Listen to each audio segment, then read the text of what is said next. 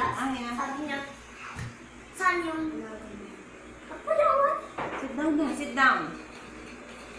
Hindi ako nakupunta nun sa park niya. Baby, pakibukas aircon na.